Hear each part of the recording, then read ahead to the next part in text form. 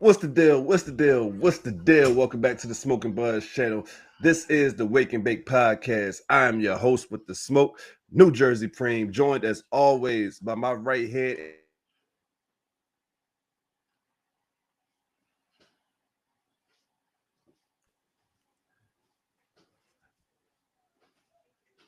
You still there? You hear me?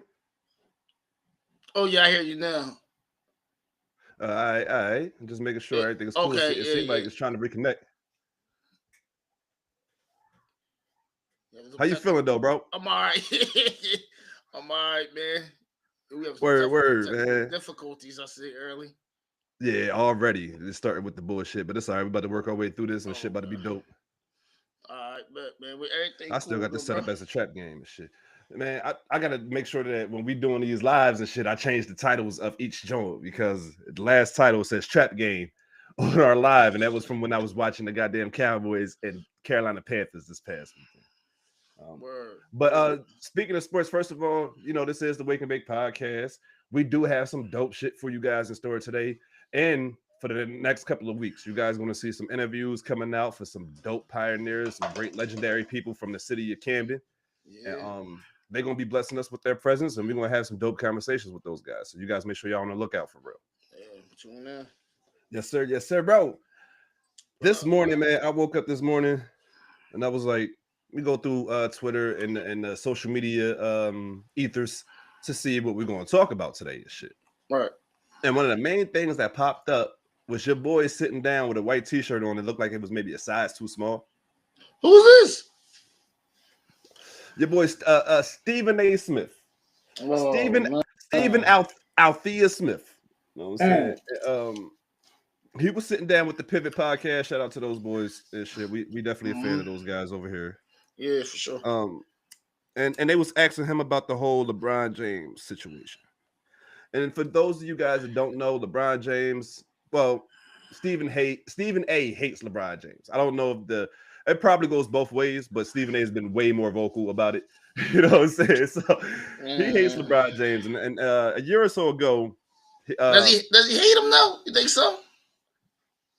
I don't know. I think that he understands that this is going to get him clicks, ratings, Right. and profits. So why not talk about him? He comes off as one of those guys. I don't think he has an actual hate or dislike for him. It's It like could be the same thing that he do with the Cowboys. Talk about him just because stay attached to it. That's what everybody right? else talking about. The Cowboys, LeBron. He just do Exactly. with Allen Iverson. That No whole doubt. thing. So yeah, No yeah. doubt. Kobe, they used to do it with Kobe. Yeah, facts. Mhm. Yeah, that's a fact. Mhm. But about a year ago, around January, he said after a Sixers game, LeBron, I am pleading with you as a father to stop this because Bronny James had a bad game in the time that he was on court. And Stephen A went on First Take that very next day and said, as a father, Oh I yeah, I am remember begging that. you, stop this. Yeah, my boy When he started whispering he had and to shit, that's his sincere voice. that was his General Hospital voice. Right. Yeah, Yeah, my boy said he be dabbling with the acting. I watch right. guys like that, So man. he was begging LeBron as a father to stop this when it comes to Bronny James and making him a professional basketball player. Later on that year, LeBron James saw Stephen A. Smith at a basketball game. I think it was against the New York Knicks, if I'm not mistaken. Yeah. And he walked up on Stephen A. Smith and was basically like, "Hey, yo, man, keep my son name out your mouth, or it's gonna be issues." Yeah. Stephen A. When he was standing in front of 6'9", 70 pounds, LeBron James, he nodded and agreed. Right. Yeah. When he Yeah. got in front of them goddamn cameras, oh, he was a whole Talking. different ball. Yeah. Oh yeah. he, Yeah. was, he Yeah. hit him with the Listen. Debo tell me shut the fuck up. I'm gonna shut the fuck Shut up. up. But when But he when he leaves, leaves, I'm gonna be talking again. Yeah. I'm telling you. Yeah, I had to get out of arm's length. You know what I mean? LeBron's a hell of a. You see how fast LeBron runs down on I'm fast telling you. breaks and all that? He would have been on him quick. He said, "Hey, let me get out of distance. Let me getting out the building wasn't enough. He had to get like 10 minutes down the road. I'll say something now." He said, "You know what I mean? I see him coming from this distance." But yeah, no bullshit. yeah, man. What Hold he on, wait. So saying that though? right about I'm just telling the whole story, so just in case our viewers that haven't got a chance to follow it, they get the Okay. gist of it here. You know what I'm saying? Talk to me. So after that, LeBron went on the Pat McAfee show, and of course he did that shit completely out of spite, because a lot of them ESPN shows, especially the main ESPN show, First Take, wanted LeBron on there for years. And he went on to Pat McAfee show and he talked about Brian Windhurst. He talked about Stephen A. Smith, but that wasn't the whole entire conversation. He also talked about a whole bunch of shit too. But of course, right after that situation happened, him going on Pat McAfee, of course, the main situation that come out of there, we want to hear what he had to say about Stephen A. Smith and that whole situation. And he basically said what he said at the basketball game. Keep it basketball. Stop talking about my child the way you talk about my child. A couple months go past. Stephen A. throwing shots at LeBron. LeBron answers. Now, we find out on this Pivot podcast that Stephen A. said that he was told no matter what you say about LeBron, he's done talking about this. And he said he better be like awesome. You know what I'm saying? Like, I'm tough, nigga. You know what I'm saying? Yeah, he better be. You know what I'm saying? He better be done with that. You know what I'm saying? That was Stephen A.'s energy, right? So on this Pivot podcast, right? Hold on, wait, I missed another one. LeBron, the decision part 2. LeBron. Yeah. He got I ain't gonna lie, he got me for sure with that. I think he got everybody with that shit, boy. I said, "Oh, my boy going retire. He going out formal with the retirement right. that." I thought it was over. And then he was on some nigga shit. It was a Hennessy ad, which got everybody. I don't care what nobody say. It got you. It got me. You know what I'm saying? Definitely got me and Jay and shit, right? Yeah, nerves is bad after that little first boy. Boy. He had the same shirt on and everything. Boy, you look at that thing ain't go left. They'd have been rioting in the city. I'm telling you. Like, boy, you crazy as hell. Be pulling that number. But Stephen A. said that was corny and he was seeking attention and all that other shit. And then he was on the Pivot podcast and they asked him about the whole LeBron James thing again. And his thing was he felt like LeBron was completely in the wrong from the gate because he felt like he was only doing his job as a journalist and he was not attacking him as a father, even though he said, as a father, I'm begging you to stop this. You know what I'm saying? He didn't say as an NBA player. He said, as a father, I'm begging you to stop this. You know what I'm saying? So once you start questioning somebody, you know what I'm saying, as a parent, then they're going to react different. He's not going to react as if you're talking about his game. He's going to react as if you're talking about his son. Yeah, because you know what? And it's so funny you say that because that's exactly what it was. See, a lot of times people say, well, I didn't say this. Yeah, but people can say things to kind of like lead, like it leads the public to question things. Right. You know what I mean? So when it's like, well, as a father, I'm asking you to do this, like as if he don't, like you're doing something to him. Right. You're embarrassing your son. You're putting him through something.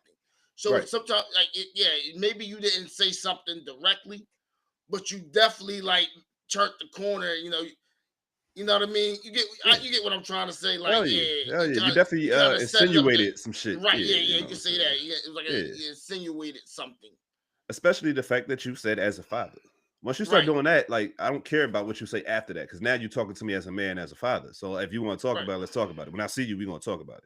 Yeah. He also said in this conversation with Channing Crowder and RC that LeBron doesn't attack nobody white that talks the way that Stephen A. talks. And he said the only person that he ever attacked white was Brian Windhurst. So right then and there, you automatically disqualified what you said before. Where you said that he doesn't attack nobody white, or he doesn't come at nobody white the way he came at you. Right. And shit. And then gave an example of a white person that he came at the way he came at you. So that completely that completely dismisses your whole point, in my opinion. But my issue with that is Stephen A. And in our community, bro, you're not looked at one of those ones that go to bat for us, bro. Nah. You're not looked at one of them ones that put to shine a brighter light on us, bro. You looked at one of them ones that we hate to hear coming. You looked at one of them ones that when you talk, we cringe. When you dress, we cringe. You dress like an undercover cop. Like, let's keep it a bean. Let's keep it a bean. You saw him with that Black Friday jacket on when he was at the game with his hat backwards. Tell me that boy ain't looked like he wanted to buy 2 weeds, please. You know what I'm saying? You know what I'm saying? Like, what I'm saying? Like, fuck out of here, bro. But the issue is you're not looked at in our community as that. You know what I'm saying? So you don't get the right to call out somebody in no way, shape, or form. And you're using that because you did exactly. See, I'm old enough and I got a little bit of memory retention to remember when Perkins tried that same vibe. When he said LeBron went on Pat McAfee show, but he don't do none of these black podcasts. And Richard Jefferson was the one that had to run down a list of things that LeBron does and do for black people in black entertainment and shit. And Perkins had to retract the statement. You're just trying to find you're trying to find another angle to play that race shit, bro. With LeBron, the difference is LeBron do too much for his people publicly for you to ever try to play him like that. That's the real thing. Yeah. And the second thing is you don't do enough publicly for you to ever try to pull that card. We know you for kicking black athletes back in. We know you for giving a lot of flack to these black athletes that you don't give to their white counterparts. We watch you shit on black quarterbacks and then give excuse after excuse for Aaron Rodgers. Didn't he just have a situation on ESPN with somebody of the other? Wasn't it Serena Williams' husband that came on there and checked him? I think it was something like that. I'm not exactly sure exactly how. I know I seen a clip one time. I guess he kind of checked him or something on. Yeah, so he can't. Yeah, he came on there. That's another thing, right? So he was on there, and I don't think, and I forgot who said this. I think it was Cam Newton that said that shit. But I don't even think Stephen A. remembered what the issue was. You feel me? So like, just based off the way that he reacted to it. But when Kendrick Lamar did the Super Bowl, Serena Williams came out and was dancing to Not Like Us. Right. And Stephen A. said on First Take that, well, if that was my wife, we'd be getting a divorce right now, because if you're worried about your ex, you're clearly not worried about me. Right. And Serena Williams' husband was recently on ESPN, a man that helped make billionaires. That's his job. You know what I'm saying? Like, so he don't have no reason to be on First Take. You feel me? Like his job has nothing to do with sports. You know what I'm saying? Like, I mean, maybe he does associate with some, you know what I'm saying, some franchises and or people in sports. But my point is, he made it a point to go on that show and shit. Right. Like, and this was the episode that Stephen A. wasn't in studio, but he asked Stephen A. He said, "Man, last time you was on here, I heard you say something about how I should, you know what I'm saying, act in my marriage." You know what I'm saying? And he asked Stephen A., "Are you married?" And he said, "No." And he said, "Oh, see, I make billions of dollars for people. I wouldn't try to step out of my lane to do something else." You know what I'm saying? So basically, he told Stephen A. Verbatim to stay in your lane. You know what I'm saying? If you're not married, then shut the fuck up when you're talking about my marriage. You know what I'm saying? Or thinking about talking about my marriage and shit.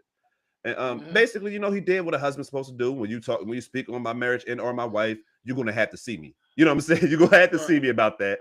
And I don't have no problem with what he did. I do wish that Stephen A. was there in person just to see his body language. You know what I'm saying? And how he would, you know what I'm saying, actually reacted to that. But I don't have no doubt that homeboy would have said the same thing if Stephen A. He definitely would have said the same thing if Stephen A. was in person. For sure. You know what I'm saying? But my issue is Stephen A. does run his mouth a lot and forget the things that he said. And you're doing the same thing with this LeBron James situation where you're going on these podcasts. Mind you, it's been 255 days since the situation occurred. I saw that on Twitter. That shit made me laugh. It was like, this nigga been talking about this shit for 255 days straight. You know what I'm saying? Like, but you've been constantly every chance you get, you talk about LeBron James. You know what I'm saying? Every chance you get. And we understand that, you know, this is also a business, and you know that name is going to bring you ratings, clicks, views, likes, and our engagement in general, right? So we understand that. But the issue is, in my opinion, the real issue is that you're trying to play victim on these podcasts. You're trying to make it seem like this man came at you without reason. You know what I'm saying? So whereas though you've been antagonizing this man for years, you and Skip Bayless. So if LeBron was to ever run down on Skip Bayless, I would not be shocked or, you know what I'm saying, indifferent about it. Like, no, nigga, you've been talking shit about me since I was 18 years old, bro. Like, I'm 40, bro. Like, you're not about to do this shit no more. Like, I see you, what's up? If I see you, you lucky I don't get nobody to stomp you out. You know what I'm saying? God damn. Real shit. You know what I'm saying? All because you guys are really fanboys of the, you know what I'm saying, of Jordan, and you want to protect his legacy by diminishing mine. And I think that's where a lot of this shit falls at, bro. These niggas is really mad at LeBron for goddamn being as great as he is. You know what I'm saying? That's how I'm looking at it, this shit. But you let me know how you feeling about this shit, man. Man. Hey, what's up, mama? My mama says she loves us. Oh, word. Love you too, Mom. Love you too. Hey.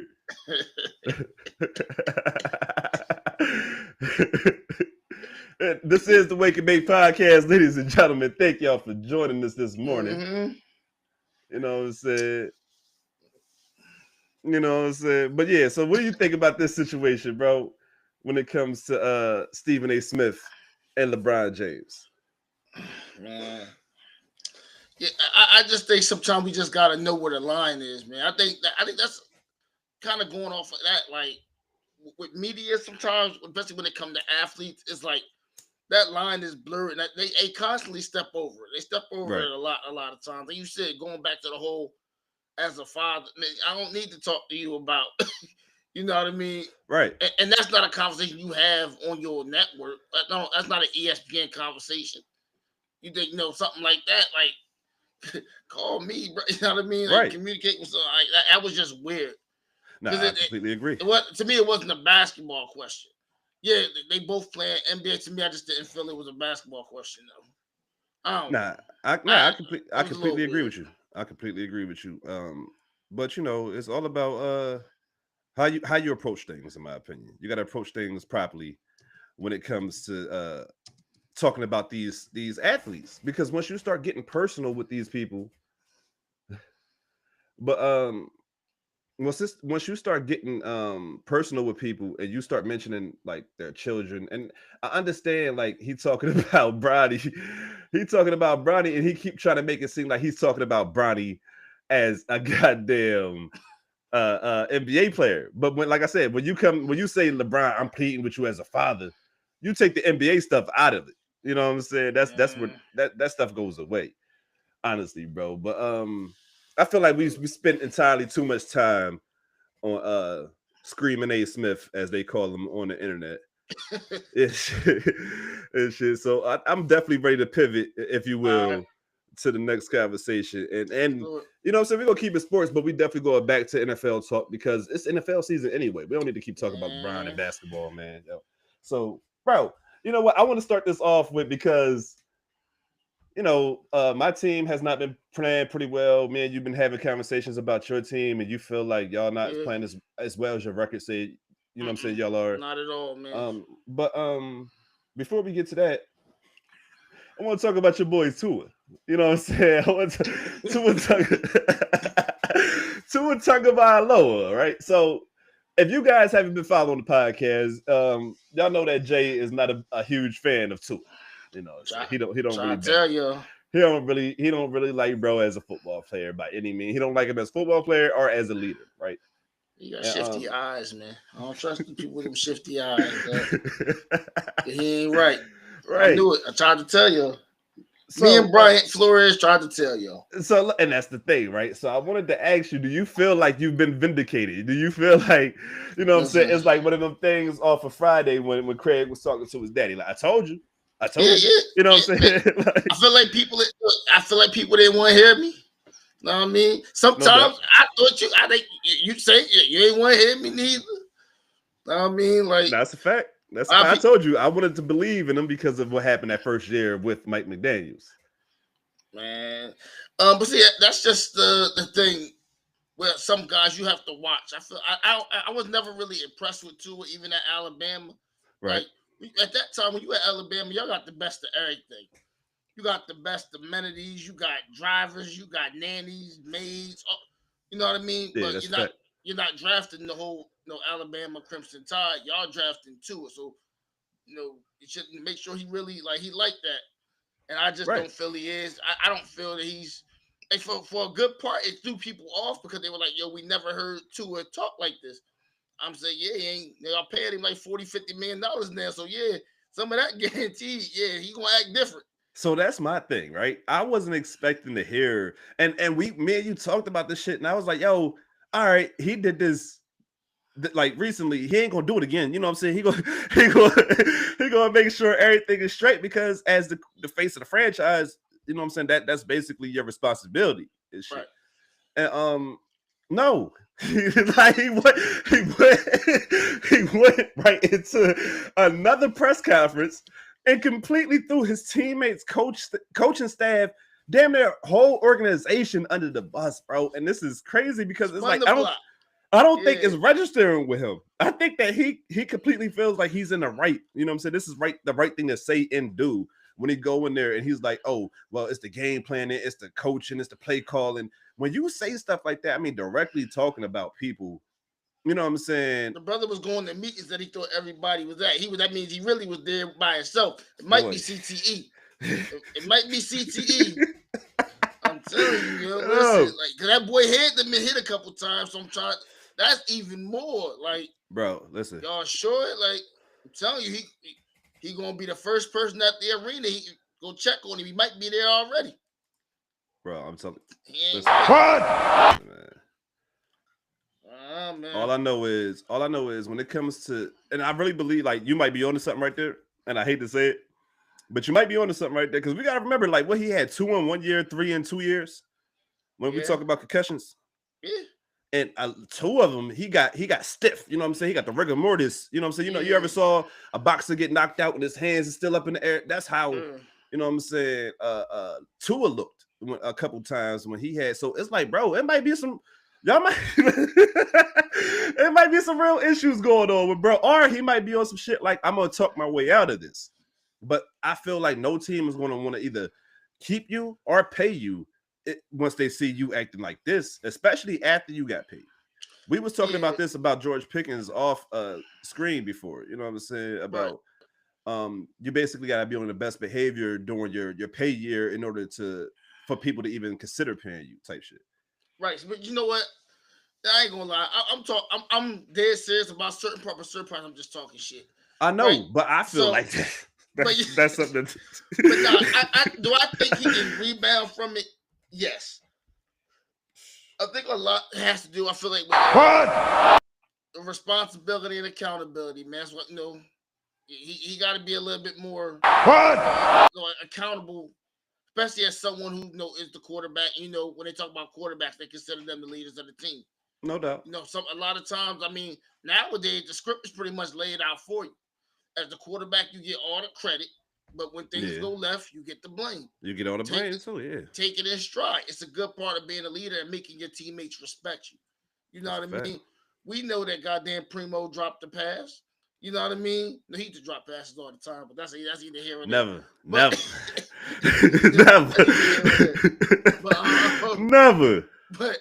But you know what I mean? You still, it's my job still, when you sit down in front of, the podium, you say, you let them know, like, that I could have played better. That's what you kind of deflect away from that.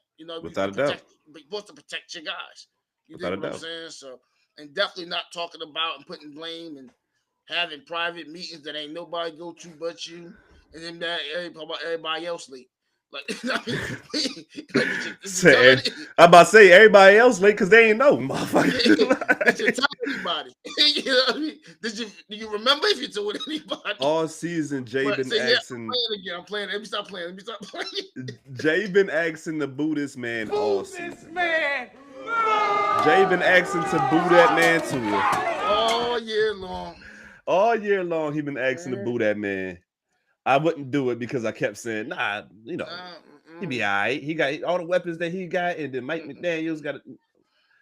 I don't think that mattered at this point, because I think for one, Tua might have, and I hate to say this because I think it's really cliche, but he definitely probably lost his confidence in his playing ability. And I think it's mainly because of those concussions, rather if people admitted it or not. And then I think it's because the issues that he have personally with his teammates. I don't think the locker room respect me, bro. And I think it's one of those things like that's what I'm saying. You come in there entitled, like you feel I'm the quarterback. When I say something, I'm getting $55 million. Y'all should be listening to what I'm saying. But if everybody around you feel like every time you open your mouth, you regurgitating shit. No, I'm not listening to that. Facts. You know what I mean? You fuck up. You probably fuck up at practice. Don't nobody say nothing to you. Somebody else fuck up. You the main one. Yo, you can't do it. Hey, bro, you was just over there throwing interceptions. Facts. In practice. Like you probably be in here. You know what I mean? Like that's that Russell Wilson behavior. You know what I mean? You got that type of stuff. Right, yeah. You want your own offense and shit like that. Yeah, and all that type of weird stuff. You know what I mean? And you don't do enough on the field. You want people to call you Mr. Tua. Right. You're not Patrick Mahomes. You're not doing enough on the field to be acting the way you probably act. You're not even Jared Goff. Bro, he's not. You know what I'm saying? Like, you're not Dak Prescott, none of that. No. But, and he probably walking around acting like that. So it's like, bro, you might have to do more. And do you have a relationship with the guys on the team? That's what I'm saying. That's what it seemed like the real issue is, like the disconnect between him and the entire team, not just the players. You know what I'm saying? The entire fucking team. It seemed like he has a disconnect with. You know what I'm saying? Yeah. So and go ahead. They gotta go do like some type of team bonding. Go out to the bar or something. I don't know. Go play some bowling or something. Yeah, right. Go shoot some pool or something. Facts, yeah. You know what I mean? It's a little easier to know if you're going to be doing something like that. I'm imagining to kind of know these guys outside it. You know what I mean? So no doubt.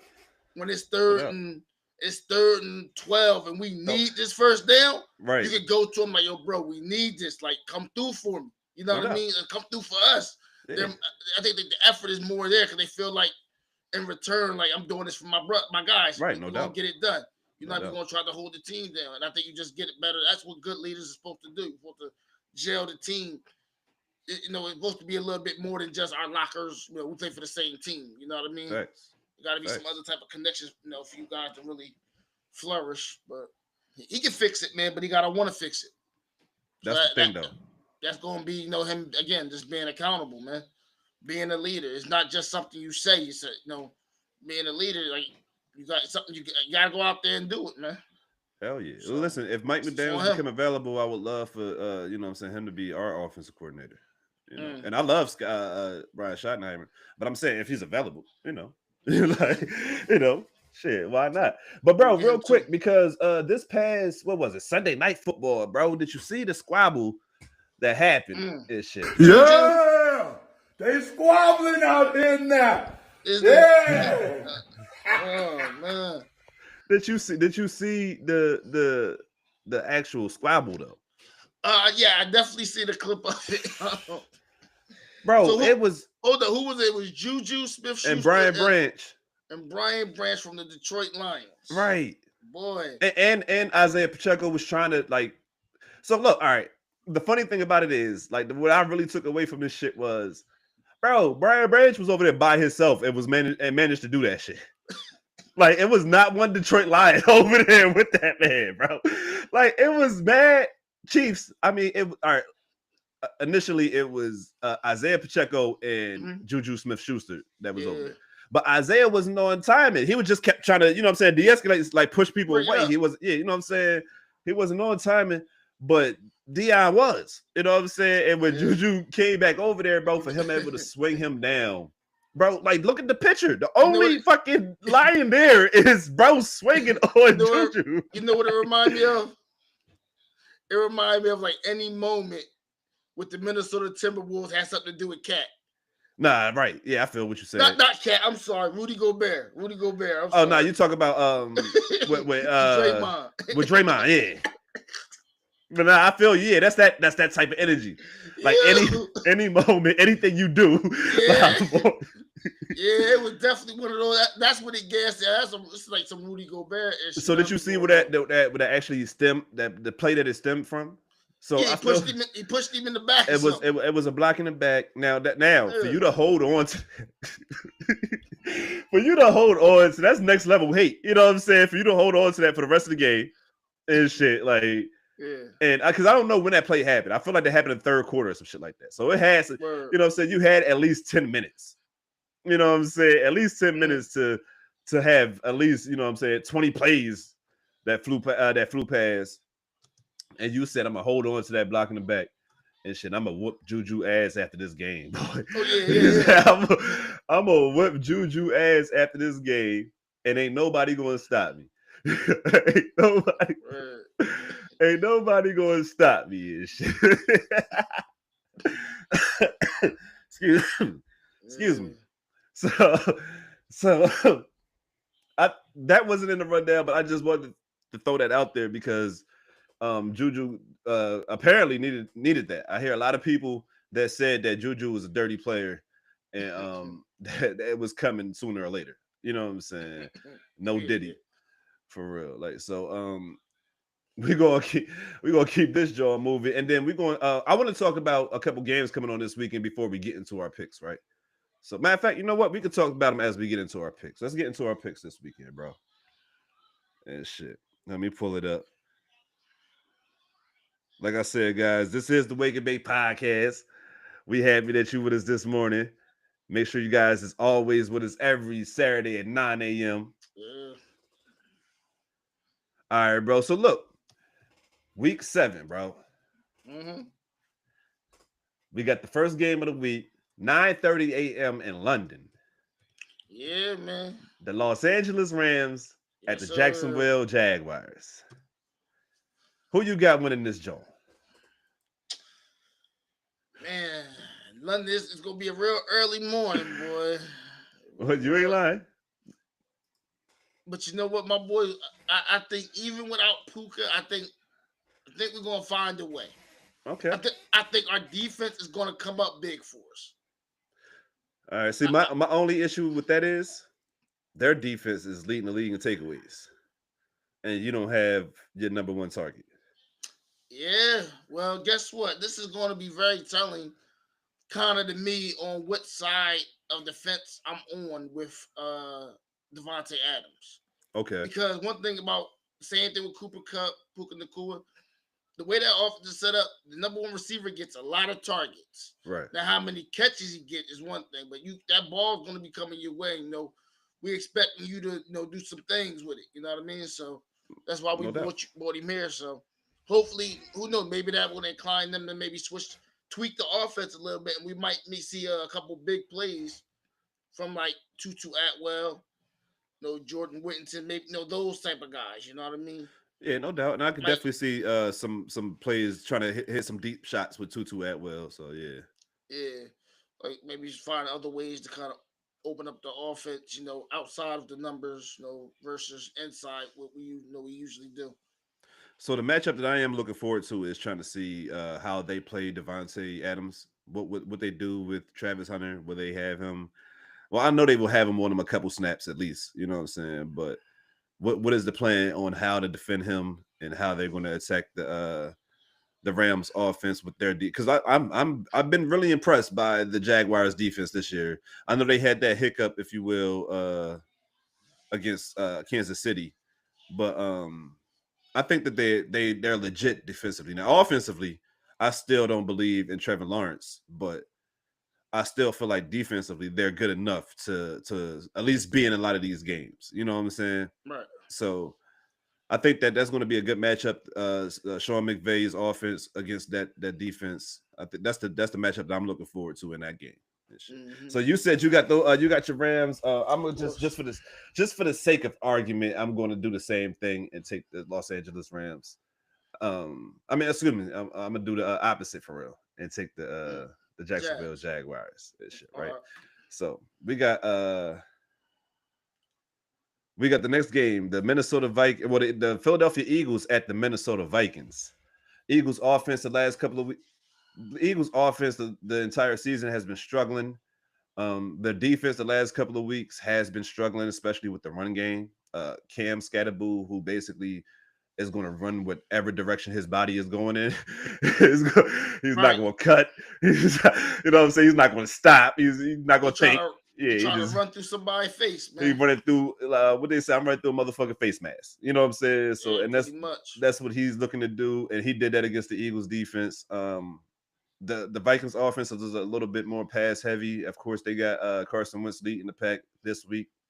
Again, JJ McCarthy is not. I don't know if he's not healthy enough to start or if he's not active at all. You feel me? But He's not there, and they will be having Carson Wentz start against his old team, the team that drafted him. The guy that succeeded him, you know what I'm saying, is starting on the other side in Jalen Hurts.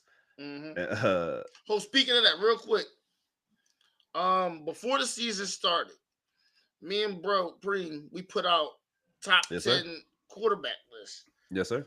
So, and look out for the next couple of weeks. We're actually going to redo those lists, try to update them and how people might have moved up or down the list. And our mid-season QB top 10 list will be out probably next week. Next week. You know what I'm saying? It'll be out. What's that? Week 8? Yes. Yep. So it'll be out next week. You know what I'm saying? And we'll probably unveil that shit on the pod. Well, no, we'll probably have it out on socials before then, but we'll definitely talk about it. Definitely before. You know what I'm saying? We'll definitely talk about it on the pod though, because you guys had a lot of issues with my rankings in particular. You guys, most people that comment on Jay said that his was solid, but you guys had an issue with my ranking in particular, especially where I had my quarterback ranked at over one Jalen Hurts. Yeah. You know what I'm saying? I had, if I'm not mistaken, I had Dak ranked number 6 quarterback coming into the season, and Jalen Hurts ranked as number 7. And you guys, Dak at now? Where Dak at now? He's no less than he's top 2. Okay. He's top 3. Look, he's top 3 and he ain't 3. You know what I'm saying? He's top 3 and he ain't 3. I don't say no more. We gotta still put the list up. You know what I'm saying? In my opinion, of course, this will be my list. I'm sure Jalen Hurts moved on your list. I don't know what direction, but he moved. I'm sure on your list. You guys been watching my videos and my clips about how I feel about Jalen Hurts from first hit, first down every Monday morning, or every Monday in general, because sometimes, your boy, it'd be late games and shit. So. but every Monday, you're going to catch me on first hit, first down. We're going to get bro on there a couple times too, for real. I promise you guys. But as we watching and seeing the Eagles offense unfold this year, 2 things has been prevalent, and one thing has been for damn sure is their offensive coordinator is ass, and Jalen Hurts is not making it better. You know what I'm saying? Like, that the one thing is for damn sure is the offensive coordinator is trash. But the one thing is for certain is Jalen Hurts is not making that shit any better. You got 2 people in the kitchen and neither one of them can cook. There you go. You know what I'm saying? There you go. Right fucking there. And the people that you serving, as in your receivers, are getting pissed off because they're like, hell, this is all I'm getting. You know what I'm saying? You know what I'm saying? This is all I'm getting. They want their money back. the Vikings defense, you really got I think the second best or maybe the best pass defense in the league, but you can run on them. So you would expect Jalen Hurts and Saquon Barkley to have big games rushing on the ground. With that being said, I will go with the Minnesota Vikings, and plus they're home. So that will also put the Eagles on a 3-game losing streak, which I don't see happening. You know what I'm saying? That's hard to see. Like, I know I hate the Eagles, bro, but I got to keep it a beam. Like, it's hard. You know what I'm saying? It's hard to see them going on a 3-game losing streak. You know what I'm saying? So they still good enough. They're a respectable team still. Yeah, right. I can't imagine they're gonna bounce back. So you know what I'm saying, but since I said it, I'm gonna stick to it. I'm gonna go ahead and pick the Minnesota Vikings. Who you got in that game? You got Philly? Yeah, Philly. All right, we got the Patriots at Tennessee. I'm gonna go ahead and rock with the Patriots. I'm gonna go ahead and rock with them. I damn near pick Tennessee every year, just hoping. I mean, every week, just hoping that Cam Ward get them a dub and shit. But boy, go ahead. I'm gonna go ahead and pick it. I picked the Patriots before you did, bro. All right. That one. Say less. The Jets, the Panthers at the Jets. I'm gonna go ahead and go with the Panthers. Panthers, same thing. Yeah. Yeah, the Jets.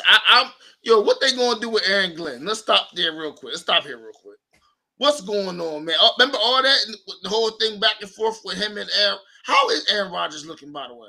Aaron Rodgers looking pretty damn good. Okay, cool. Yeah. So he did this whole thing with Aaron Rodgers, which I wasn't mad at the time. Right. But it just looks so crazy now because he's in a good situation playing. I can't blame Aaron Glenn. You know who I blame? Who you blame, man? The Jets as an organization. Yeah, the staff, label, and a crew, huh? As a motherfucking crew. Football franchise, all that. The facts. Because they just, no matter who the head coach is, The closest they got is with Rex Ryan. Right. No matter who the head coach is, y'all can't get your quarterback situation correct. Y'all damn near can get the wide receiver one situation correct. Y'all, the only thing that y'all seem to focus on the last 20 to 25 years with the Jets is defense. So I can't really give, no matter who the coach is. I think Robert Saleh was the perfect coach for the Jets, but they wouldn't give him the time and the patience that he deserved, you know what I'm saying, to get that franchise turned around. They shot themselves in the foot with that one because I thought Robert Saleh was a great hire for him. I just think he just needed somebody to run that offense for him. Right. Because the defense, that defense got the players, potential. Like,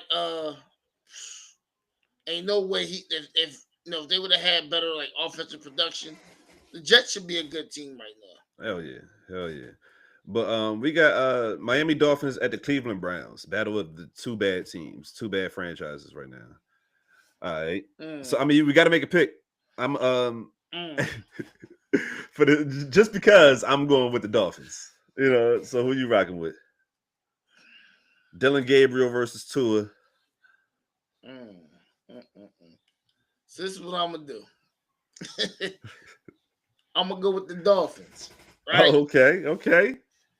Just because I just feel like this is gonna be a very telling game also for Dylan Gabriel, bro. Because listen, I from what I've seen, how you throw the ball 50-something times, bro, you barely got 200 yards. That's crazy. I think he threw that bitch they say he dropped back a total of 58 times, but he got sacked like 4 times, so we only threw it 52 times. You know what I'm saying? Some shit like that. God damn. You know what I'm saying? He got sacked like 4 or 6 times. I think he got sacked 6 times and shit. You know what I'm saying? Goddamn, check there on Charlie.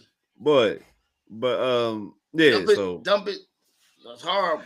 I think that every fan of football, and I unless you a racist piece of shit, and I'm gonna say that myself, I can't speak for bro, but unless you're a racist piece of shit, everybody is waiting on Shador to take over this position and see what he could do. Because I mean, the first 2.5 games that we seen Dylan Gabriel play in, not impressed. He looked like, and I think somebody said it perfectly. I forgot who it was, but he looked like a serviceable backup. He looked like a career backup that's going to end up being a pretty damn good coach or some shit like that. Yeah. You know what I'm saying? Like, he don't give franchise quarterback. Right. Exactly. Like, I don't know. Like it's we got the Saints at the Chicago Bears. I'm gonna go with the Bears because the Saints they are to shit right now. I'm gonna also go with the Chicago Bears, bro, because the Saints is one of the worst defenses in the league, and that's another reason why this is a big game for Dylan Gabriel too to go back to that other game, because the Miami's defense is one of the worst defenses in the league, so you better be able to perform against those guys. The Raiders at Kansas City Chiefs. I'm going with Kansas City Chiefs, probably big too. You know what I'm saying? No Diddy. I think Kansas City's back. I think they got it back on the tracks a little bit. Word. You think so? Yeah. No, I'm not 100% sure if they got it back on the track, but I just feel like they are a way better team than the Raiders. The Raiders is a bad team. And then Geno is just turning the fucking ball over at will. They gotta get him. That's how I get a ball to my boy. What's his name? Michael Myers. Michael Myers. Yeah, bro, that's so crazy. Argentina and shit. Yeah, that is so crazy. Like, my man got the little stance and all that. Like, y'all try to change his stance. He don't run the right, so you gotta just let him stand up. I'm telling. And you know what's so funny, bro? Like, and I hate to veer off, but I watched the movie Him with Marlon Wayans and Tariq Withers. I think that's his name. That that was produced by Jordan Peele and Moki Paul Production recently on 30 Days of Horror. A little cheap plug while we here. One of the main things that I was talking about in that movie, is how they like the sacrifices that, you know what I'm saying, players and all that shit would have to make and all that type of shit.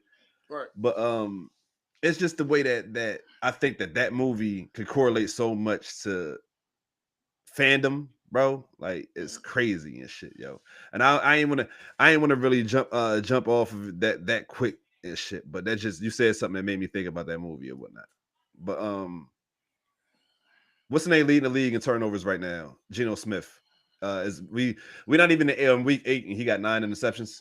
So that's a bad look right there. That's a really bad look. So I think the Kansas City Chiefs defense might be able to, you know what I'm saying, feed a little bit. Yeah, get some turnovers for real, get some short fields for that offense and be able to do what they gotta do. McDuffie definitely gonna walk out there with a pick. Yeah, R2. You know what I'm saying? Like, right. So, next game of the week, we got the Colts versus the Los Angeles Chargers. I keep wanting to say goddamn San Diego Chargers. Los Angeles Chargers. And this should be a good game. This should be a really another good game, that's going to be no telling, man. Because I think the Colts got off to a really good start this year, man. 5-1. They got the best record in the AFC right now, bro. 5-1. Yeah.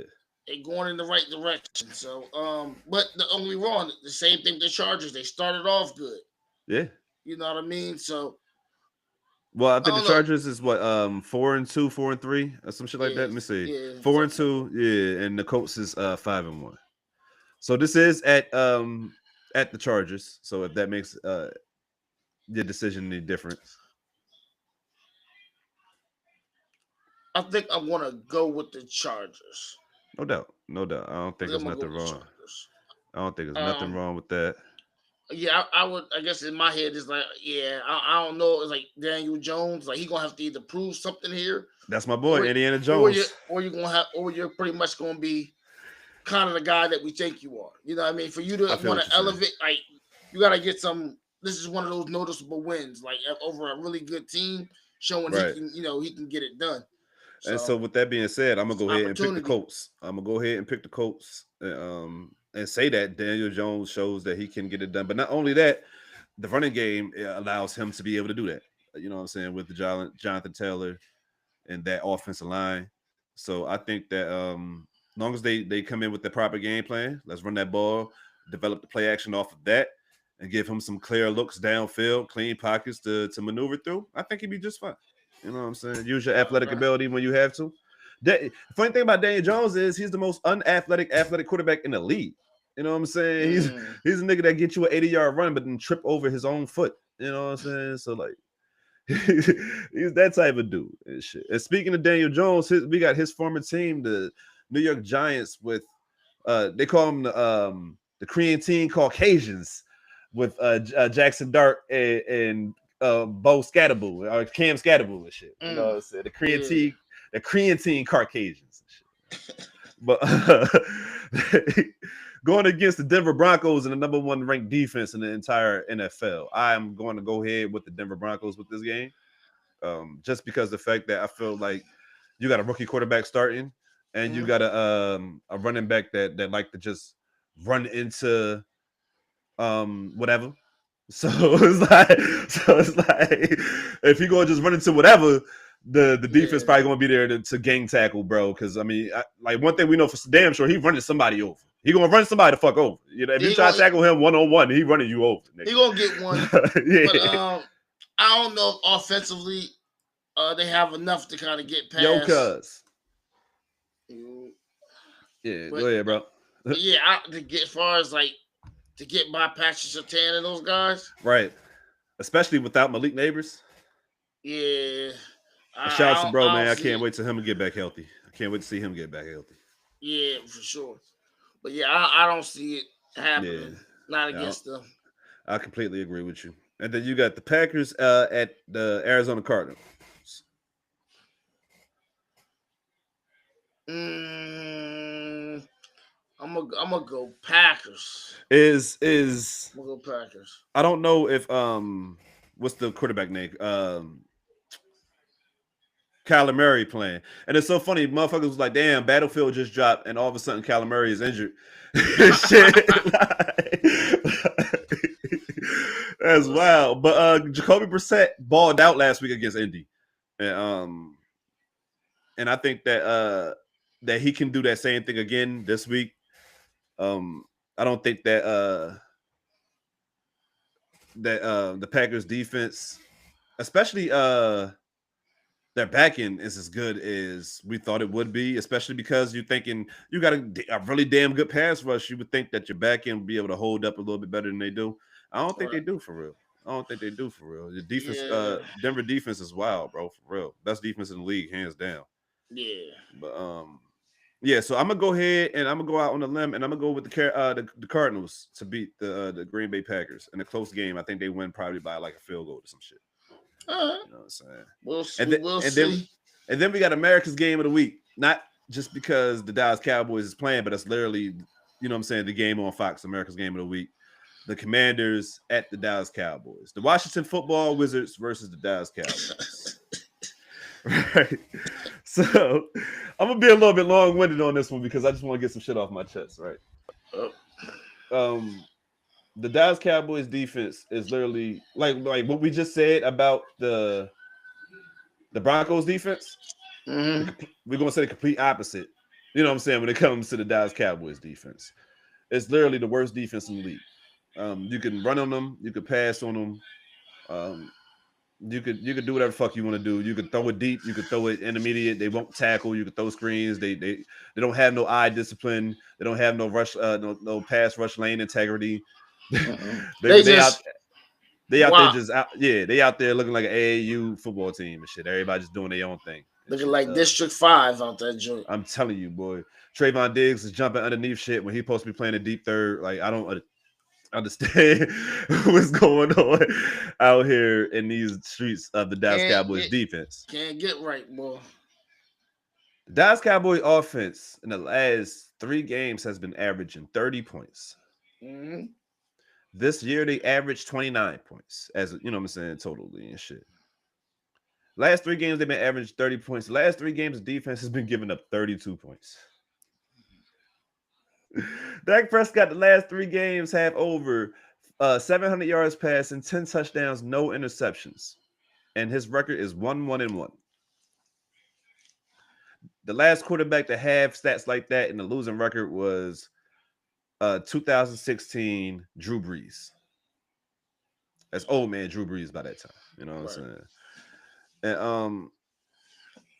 And my biggest issue with this is the Dallas Cowboys GM / owner / dickhead came out this week and said, "Oh, I'm in full support of Matt Eberflus. I would like to be in the trenches with this. I don't give a fuck who you want to be in the trenches with. This motherfucker got our trenches looking bad out here, boy.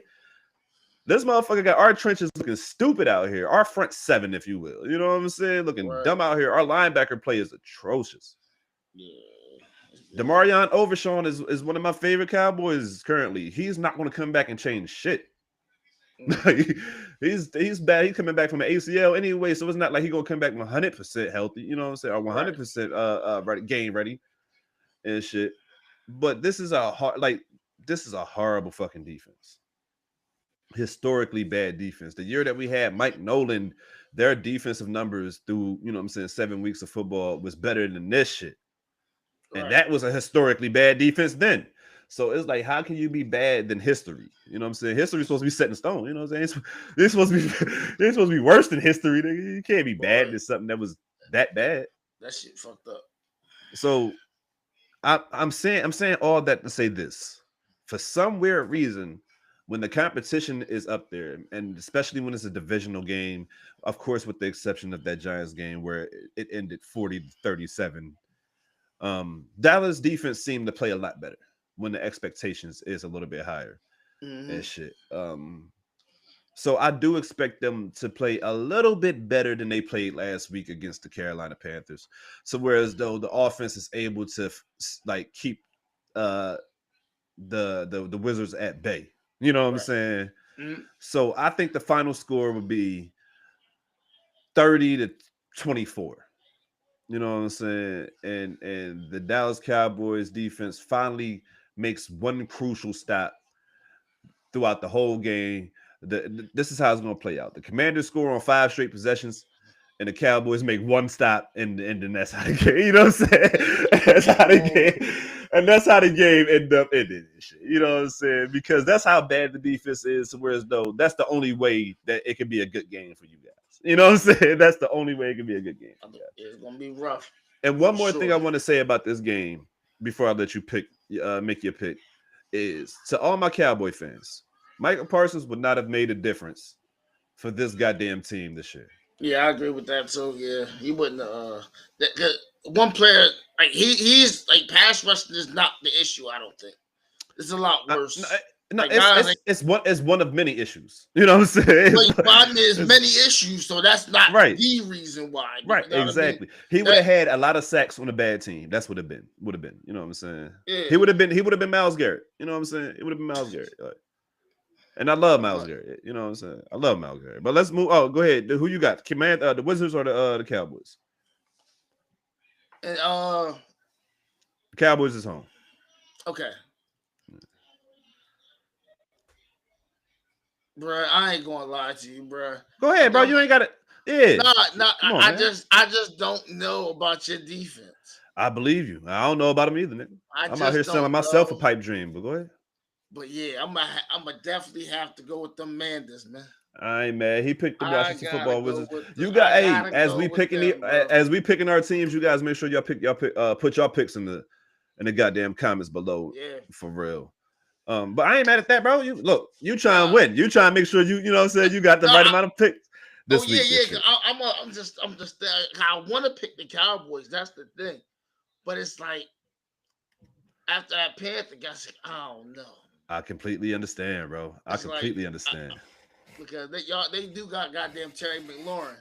And he's not playing this game. Oh, he's not playing. Okay, no. Well. Yeah. Ooh. Dorrance Armstrong, their sack leaders, not playing this game. A former Cowboy also. I hope Dallas can take advantage of these things. Because you hope so. Trayvon Diggs also not playing this game. So I mean, I don't think that matters if he does. I'm definitely going with the command. Watch the Go ahead, do your thing. Do your thing. I'm not mad at it. I'm not mad at it. And then we got the Atlanta Falcons at the San Francisco 49ers. We don't know if Brock Purdy will be back for this game or not. So I'm just going to say that McCorkle will be starting at quarterback. And I think he's been like I said, I think I said this years ago, if you put Mac Jones and Brian Shanahan, right? Yeah. You put him in his system, he's just as good, if not better than Brock Purdy. And I think I have not been wrong for real. So but go ahead. But you know what, man? I'm gonna go with the Niners. I just don't feel Atlanta. And that's Sunday Night Football too. My bad for not mentioning that. Yeah. Oh yeah. That's a horrible Sunday Night Football. I don't know what direction Atlanta's going in right now, bro. So I'm quick. Yeah, but that's a bad Sunday Night Football. Y'all should have flexed that shit out. But go ahead, bro. Yeah, definitely should, but they got the remote, right? So right. But yeah, Atlanta, I'm not sure what direction they going in right now, bro. I completely agree with that. They kind of semi rebuilding, but also got pieces. But it's just like then you got AJ Terrell at corner. You got two first round pick rookie edge rushers on the offense. Bijan, Jake London, right? Kyle Pitts. I mean, all the talent. Like y'all should be better than this, right? Y'all should be so much better than this. I don't know what the hell going on in Atlanta. I completely agree with you. I think I might have to rock out with the 49ers also on this one. They ain't beat the Niners. And then we got 2 Monday Night Football games again this week. What's up with the 2 Monday Night Football games? I'm not feeling that. Nah, cause now you gonna miss something. Yeah, I'm not feeling that. Yeah, if y'all need Tuesday, just do it, bro. Like facts. You know what I mean, remember y'all the season don't start really till Thursday, so y'all can squeeze another game in there. Or throw something on a Saturday. Put a long game on a Saturday if that's the case. You know what I'm saying? Yeah. Don't put that shit. Don't put 2 Monday night games. And then if you're gonna have 2 Monday night games, have 2 bangers. I think that only one of them which is the Buccaneers at the Detroit Lions might be game of the year type shit. You know what I'm saying? Like it might be game of the year. If both of these teams come to play the way they've been playing as of recently, this might be team of the year type of vibes. You know what I'm saying? I mean, a game of the year type of vibes when it comes to these two teams and shit. We have MVP candidate versus MVP candidate with Baker Mayfield and Jared Goff. Baker Mayfield probably will be without his 2 top receivers for this game, though. Yeah. Which is really crucial against the high scoring Lions offense. So is it me or it feels like the Buccaneer receivers are always hurt? you know what's so funny? And it's always hamstrings. Yeah, it's You know always what I'm like saying? they always hurt. I feel like it's always hamstrings with those guys. But yo, that boy, nonetheless, though, Baker has been balling though. yeah, for sure. He's been balling with what he had to ball with. I think last week did he lose Emeka? I can't never pronounce that man's last name. But did he lose him last week or the week before last? I'm gonna say it was the week before last. Okay, whichever he did have to continue the games without him, and he was able to because their record I believe is 5-1 and shit. So Yeah. I think they're both of these guys. Let me see. I'm about to see right now if their records are the same. Real quick. No, so we got the Buccaneers at 5-1 and the Lions at 4-2. Oh. So yeah, battle of the top seed in the NFC right now. Basically, if the Lions win, they'll be tied, same record, and they will be the top seed in the NFC through 8 weeks of gameplay. Well, 7 weeks of gameplay and shit. So I'm going ahead and go with the Detroit Lions just because of the fact that they have all their pieces or more of their pieces than the Buccaneers have and shit. So. I'm definitely doing the Lions as well. Word. Yeah. And then our final game of this week, week 7, our Monday night game will be the Texans at the Seattle Seahawks. I'm gonna go with Seattle. I would love to go with Seattle also, but I have this weird belief in CJ Stroud. I don't know why I do. Right. But I had this weird belief in CJ Stroud that he's going to eventually get back to the CJ Stroud that we saw as a rookie and early in his sophomore season before the injury. But it's also that offensive line is probably the worst offensive line in football, bro.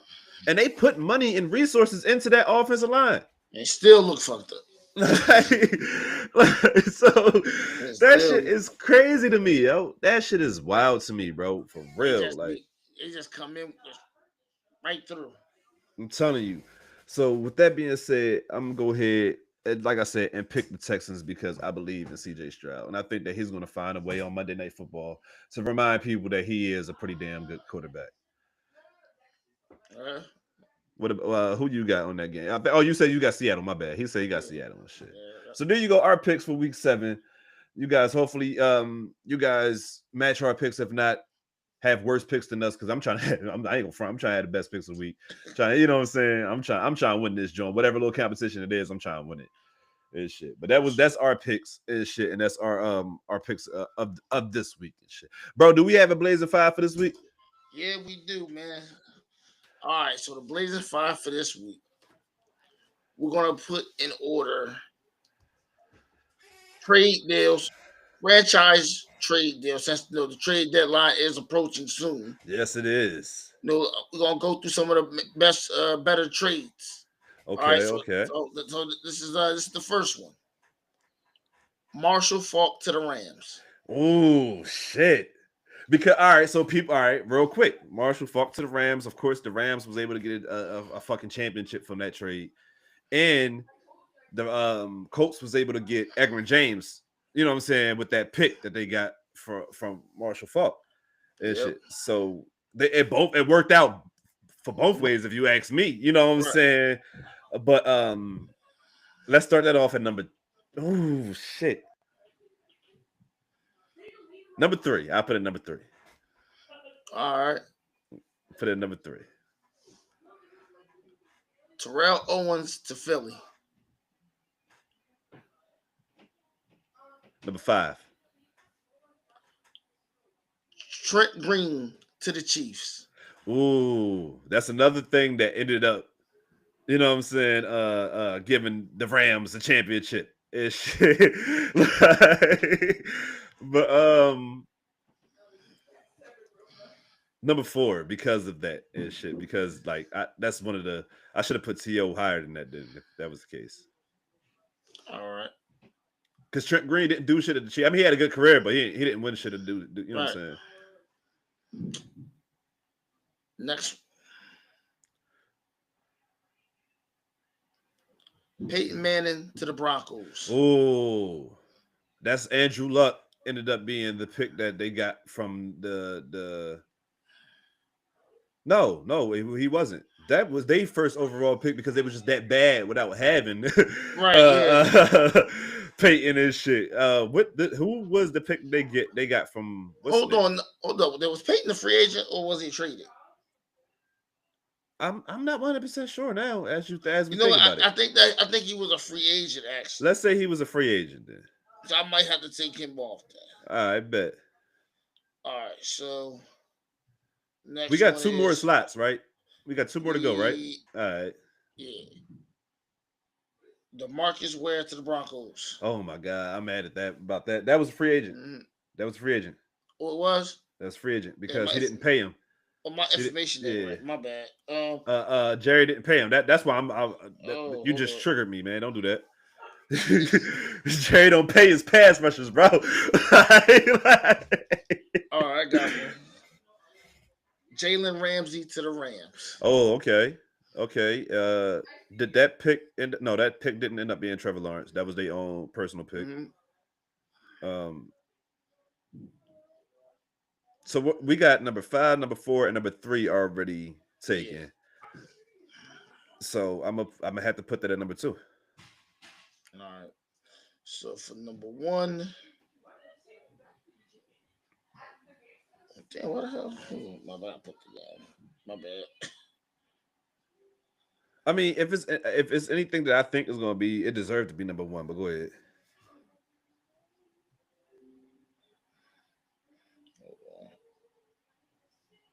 God dang. Champ Bailey to the Broncos. Oh, okay. You know what? That was the last one. I'll give it number. I actually thought you was going to say one of the trades that had Charles Haley to the Cowboys. Dion. Yeah. Well, not Dion was a free agent though. Dion was traded. I thought he was traded to the Cowboys. No. Okay.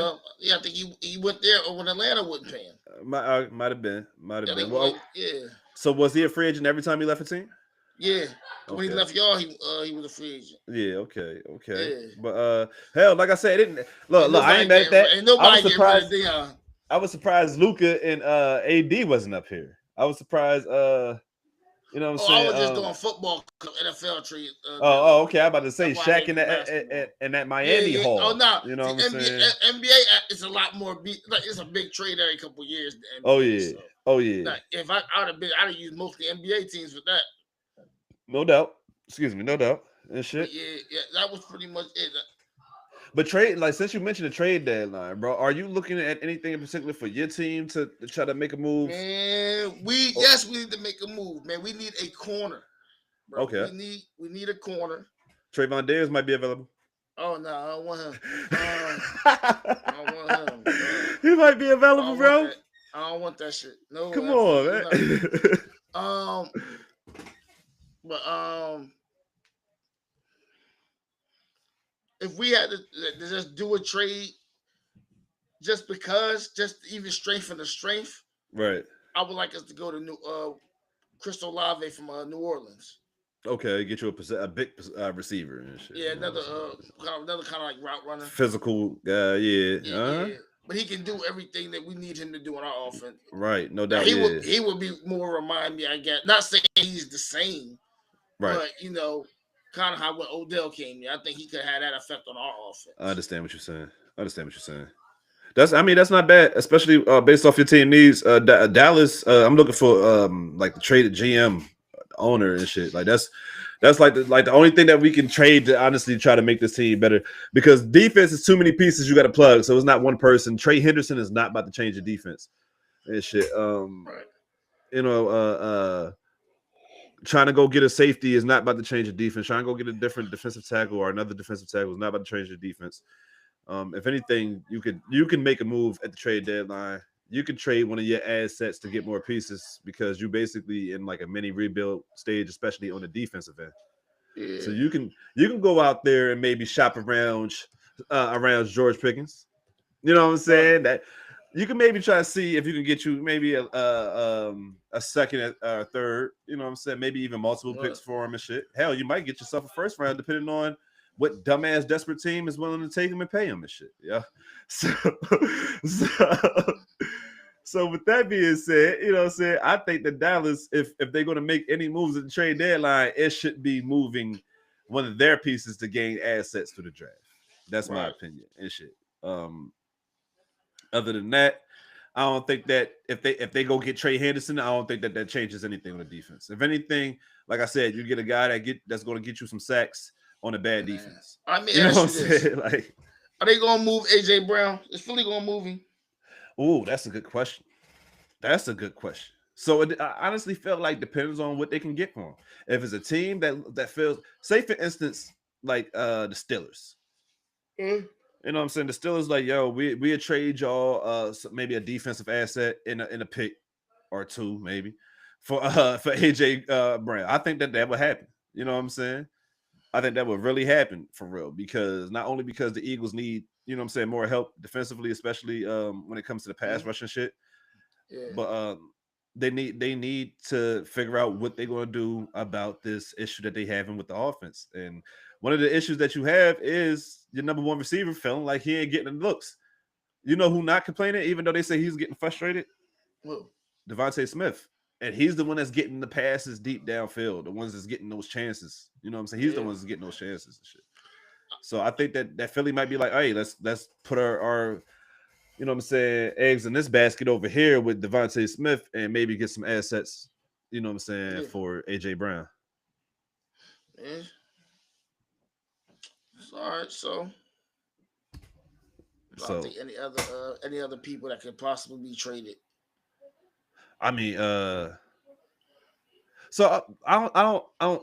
This don't really have much to do with the trade deadline, but I did want to ask you, like, not ask you, but like basically, when we was talking about Jalen Hurts earlier, I wanted to put this little snippet out there.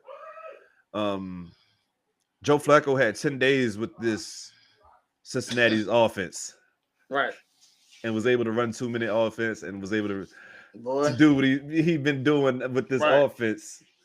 And you had 6 years in Philly, bro, with relatively figure it out.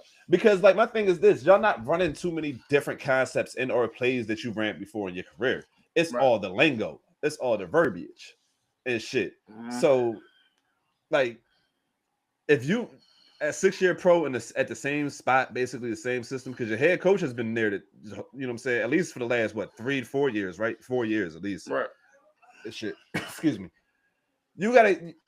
You're not top 5. You're not top 10. I don't give a fuck nobody say, yo. And I'm tired of y'all niggas keep trying to play with me about that shit, bro. Like, y'all keep trying to play with me about that shit. He's not top 5. He's not top 10. You're lucky if he's top 15 right now. Like, and that's a little bit of spoiler for my mid-season goddamn quarterback list and shit. You know what I'm saying? I ain't telling y'all mine yet, man. That's a little spoiler for my shit, yo. You guys be on the lookout for the next podcast that's coming out to you guys next Saturday and shit. It will be featuring another pioneer from the city of Camden. I'm not gonna let you guys know who it is until you see who it is. You feel me? Right. So be on the lookout for that. It's gonna be a dope ass podcast. I promise you guys. We're gonna have a couple of more interviews headed you guys' way after that too. Also, you know what I'm saying? This is a Bud Friendly podcast. So sponsors, if you guys are paying attention, we are taking them. You know what I'm saying? We absolutely are. We are here for all the smoke, if you will. No, you know what I'm saying? Patent pending, I know, you know what I'm saying? But that it was not a plug. It was not a plug. You know what I'm saying? But yo, I don't have a question of the week this week. I couldn't think of nothing. I had a list of like all questions of the week somewhere. Can't find that bitch to save my life. so there's no question of the week unless you guys have a question of the week for us in the comments. Please drop that joint down below. Like I said, tune in next week, 9 a.m. sharp. You know what I'm saying? Another legendary Camden pioneer will be joining us early in the morning for the Wake and Bake podcast, for real. I am your host, New Jersey Preem, joined as always with my co-host J-Wheel. Yes, sir. And we about to get up out of here, bro. Peace and love. And remember, Stay fried, my friends. We are gone. Mm-hmm.